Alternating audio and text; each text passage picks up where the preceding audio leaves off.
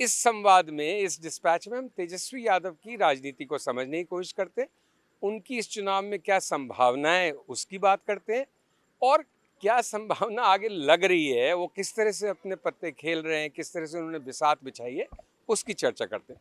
तो सबसे पहले तो तेजस्वी युवा हैं, करीब 35 साल के हैं, तो एक युवाओं में उनके प्रति आकर्षण है, क्योंकि सामने नीतीश कुमार हैं जो काफ़ी वरिष्ठ हो चुके हैं। तो सबसे उस तरह से युवा और जिनसे कनेक्ट यूथ का है वो है। यूथ का बड़ा वोट भी है, करीब करीब 1,70,00,000 वोटर ऐसे हैं जो 18 से 29 साल की उम्र के बीच में। तो एक बड़ा चंक है, दो बड़े चंक है बिहार इलेक्शंस में वोटर्स के, एक युवा और एक महिला, और काफ़ी हद तक ये दोनों ही डिसाइड करेंगे आउटकम इस इलेक्शन का। तो यहाँ क्या माहौल है? यहाँ माहौल है सर, नया सरकार, नया उमंग, तेजस्वी की बिहार तैयार है, तेजस्वी की सरकार आ रही है। यहाँ मुद्दा है सर पलायन, बेरोजगारी, शिक्षा, यहाँ सब कुछ ठप है सर।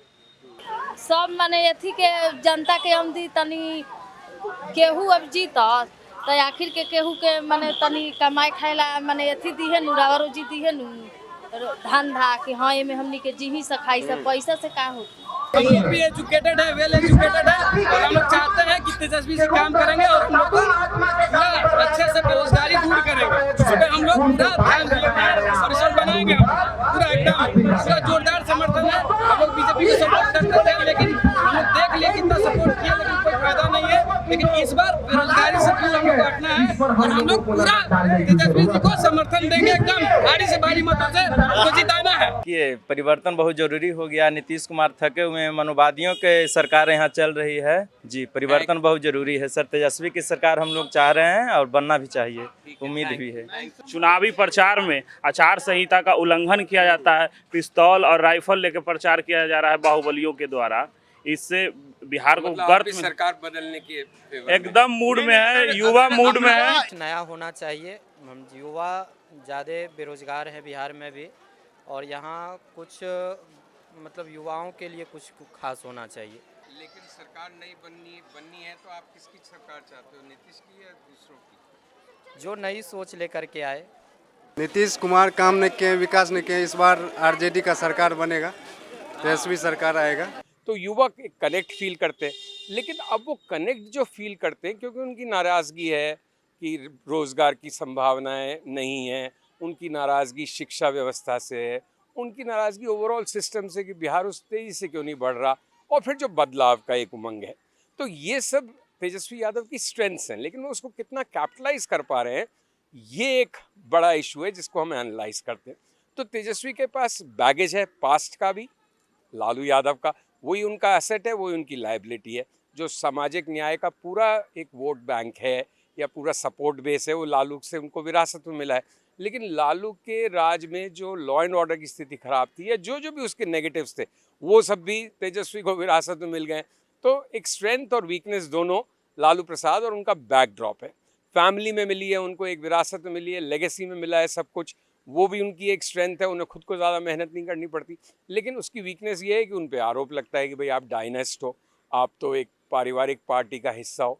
तो अब किस तरह से तेजस्वी प्ले कर रहे हैं? जो एनडीए ने घोषणा की 10,000 रुपये की स्कीम की, जो एक बड़ा गेम चेंजर है इस इलेक्शन में, महिलाओं को पैसे सीधे उनके बैंक अकाउंट में मिल रहे हैं, उसके जवाब में उन्होंने अब कहा है कि 30,000 रुपये वो देंगे।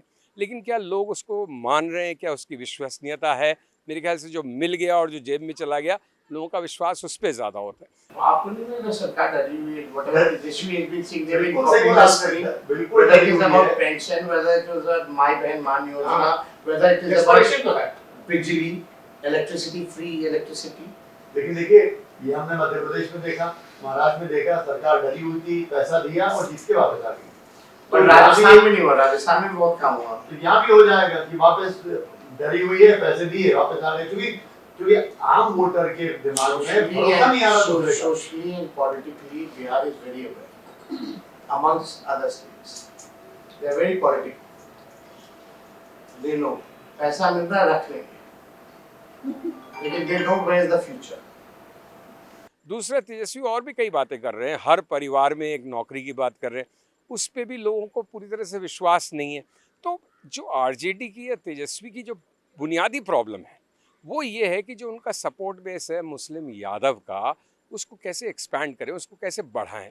मुस्लिम और यादव ज़्यादातर उनके साथ हैं, लेकिन यादव के अलावा जितनी पिछड़ी जातियां हैं, पिछड़ा वर्ग है, चाहे वो दलित हैं जो चिराग पासवान की पार्टी के साथ हैं, या वो अन्य पिछड़ी जातियां हैं जैसे कुर्मी नीतीश के साथ हैं, कुछ उपेंद्र कुशवाहा वाला दल की पार्टी के साथ हैं, तो जो ओबीसीज में नॉन यादव जो चंक है उसको एक यादव से रेजिस्टेंस है।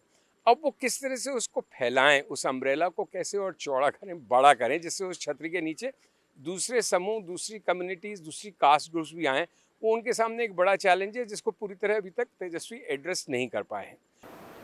तेजस्वी जी ये बताइए प्लीज कि ये जो एक बना हुआ है MY कॉम्बिनेशन का, और जो अखिलेश ने PDA ट्राई किया था, पिछड़ा दलित अल्पसंख्यक, तो आपने इस बात में कॉन्शियस एफर्ट किया क्या कि आप भी MY से आगे निकल के ज्यादा कम्युनिटीज और कास्ट में टिकट बांटे, एक बड़ा कास्ट कोएलिशन बनाए?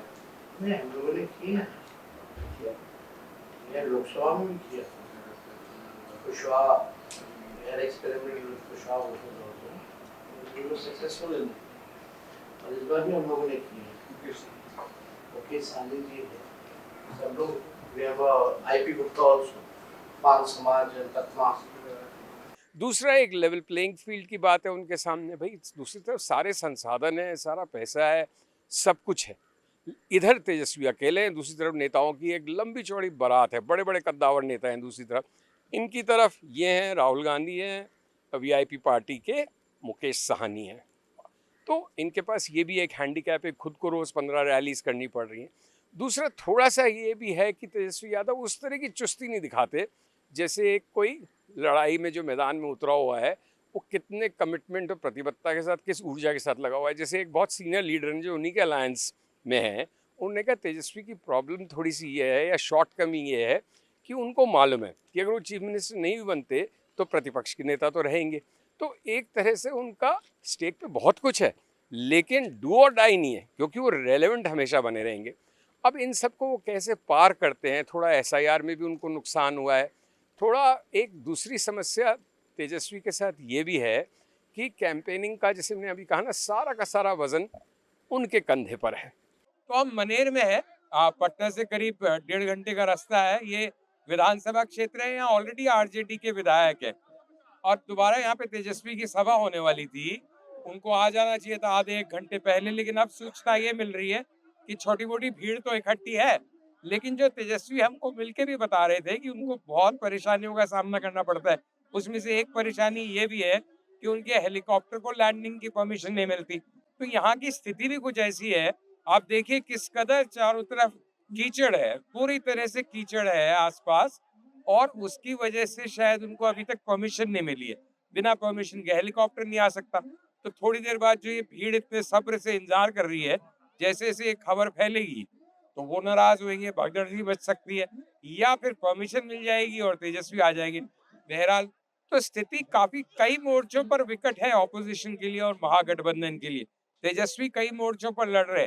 एक तो खास बात यह है कि जो NDA है, NDA में आप देखिए भारी सितारों की या नेताओं की, बड़े बड़े नेताओं की एक अच्छी खासी भीड़ है। वो मोदी जी से शुरू होती है, अमित शाह, धर्मेंद्र प्रधान, विनोद तावड़े जो यहाँ के इंचार्ज है, बिहार के प्रभारी हैं, फिर उधर नीतीश कुमार, JDU, चिराग पासवान, उपेंद्र कुशवाहा, तो बड़ी संख्या में लोग हैं। और इस तरफ महागठबंधन की तरफ कौन है? एक रह गए RJD की तरफ से बस सिर्फ तेजस्वी यादव है। यहाँ पे उनकी बहन मीसा भारती आई हुई है, लेकिन कुल मिला के तेजस्वी के कंधों पे सारा वजन है। या VIP पार्टी जो उनके, जिसके डिप्टी चीफ मिनिस्टर अनाउंस हुए, उनकी पार्टी है, वो मुकेश सहनी है। कांग्रेस का कोई खास वजूद ग्राउंड पे दिखता नहीं। राहुल गांधी कोशिश कर रहे हैं। तो अपार्ट फ्रॉम जो दूसरी कास्ट अरिथमेटिक है, जो दूसरे मुद्दे हैं, उनके अलावा एक बड़ा मुद्दा लॉजिस्टिक्स का और इवन प्लेइंग फील्ड नहीं होने का, एक लेवल प्लेइंग फील्ड नहीं होने का भी महागठबंधन के सामने एक समस्या है। वैसे भी थोड़ा बहुत NDA की बढ़त दिखती है, लेकिन ये सब चीजें जो है हैंडीकैप्स एक तरफ से ऑपोजिशन अलायंस के सामने, वो उनकी स्थिति को और कमजोर बनाते हैं और मुकाबले को उनके लिए और विकट बना देते हैं। तो किस तरह से वो यहाँ से आगे बढ़ते हैं, ये उनके सामने एक प्रमुख चुनौती है, और इस चुनौती को ही उन्हें सबसे ज़्यादा एड्रेस करना है।